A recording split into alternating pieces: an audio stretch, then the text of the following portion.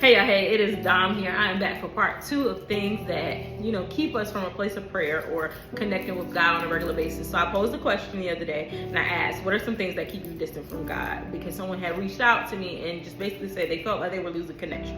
So one of the reasons that, I was getting in feedback was that people feel that they are distant from God or they have trouble praying because they feel that God is not listening to them, that God is not listening, that he does not hear them.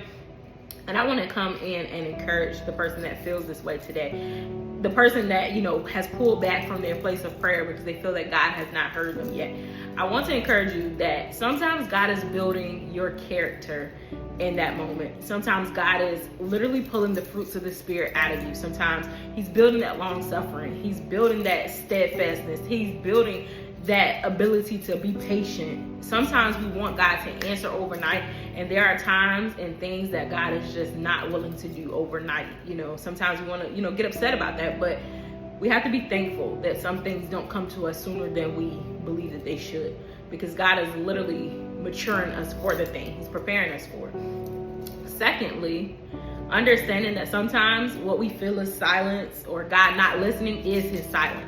And that is a gift at times, because it's literally him drawing you closer to him. It's literally him saying, come to me, to pray without ceasing. He wants to see if you're going to pray and have faith to continue praying for the thing, regardless of what it looks like around you, regardless of how it looks. If it looks like your prayers are not answered, if it looks like God is not talking, he wants to see if you're going to be, bold enough, if you're going to have the faith and the courage enough to continue showing up and praying for the thing, to ask him, to be in faith, to believe for it, to continue seeking him. Sometimes he wants us to literally seek him, because as we're seeking him for something else, we learn of his character, we learn of him, we receive his glory, we receive all these other things that we didn't even know that we were going into prayer for. So there are times where God will use us praying for that thing to get something else to us. So understand that God moves in silence, and it is okay. It is not a harmful thing. It does not mean that God has shut you out. It does not mean that God has moved away from you and he's not listening. He's turned his ear to you. That is not always the case. That just means that God is calling you to draw deeper, that he's calling you to draw closer to him. And that just means that you just have to dig a little deeper in your prayer life, that you literally have to show God how bad you want the thing. You literally have to show up. If that means that you have to wake up at 3 a.m., if that means that you have to go to bed at midnight when you're used to going to bed at 9 p.m., whatever you have to do, show up. Because sometimes there are times where we ignore God when he's nudging us to get up and pray for a thing, where he's nudging us to get up and spend time with him. I know I have been guilty of it. Like, I'm tired, God. Like, I will catch you in the morning. Like, I am an early morning person. I will get up at 5 and 6 o'clock in the morning with no problem. But sometimes God wants to literally wake me up at 2 and 3 o'clock in the morning. It's like, okay, are you going to be willing to get up and seek me in this moment? Because we don't know what we're missing in those moments. So he may be testing you to see if you're going to get up and do what he's wanting you to do. He wants to see how bad you want it sometimes. Another thing is that sometimes it's just for an appointed time, and you have to be okay with that. Sometimes we want things to happen overnight.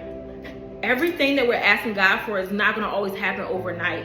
I know some of us are standing in faith for marriage. Some of us are standing in faith for, businesses, for ideas, for things like that. But God wants us to literally continue to stand in faith and to pray and to wait for the thing to happen for the appointed time. There's a time allotted where heaven and earth has to align, where everything that you're praying for has to manifest, because heaven has already released it in the supernatural. It is just waiting for it to come to manifestation in the natural. But your faith has to be aligned with it, and you have to wait for that appointed time. Are you going to posture yourself? Are you going to continue to have faith and believe in your heart that it's going to come to pass for you?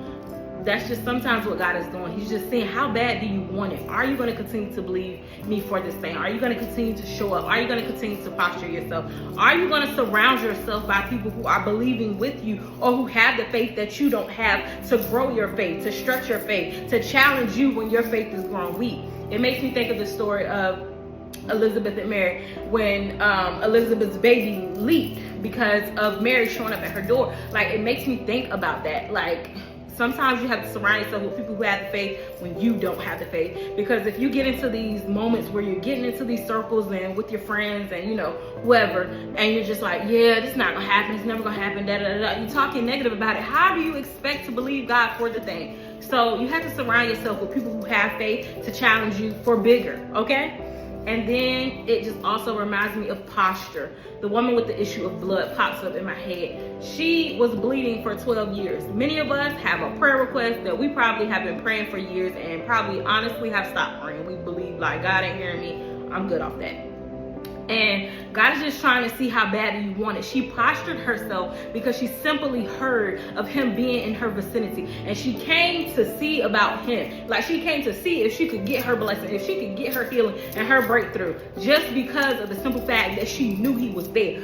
So are you going to have the faith to know that God may be in my neighborhood? Like, I'm going to posture myself to be at his feet. I'm going to make myself readily available. I'm going to make myself ready for the thing that he's trying to bless me with. I'm going to posture myself in prayer. I'm going to fast when it seems that thing is not breaking through. I'm going to call on some intercessors. I'm going to posture my heart to continue to believe that just because I know that he's promised me this thing, that it's got to happen. So that is my spiel for today.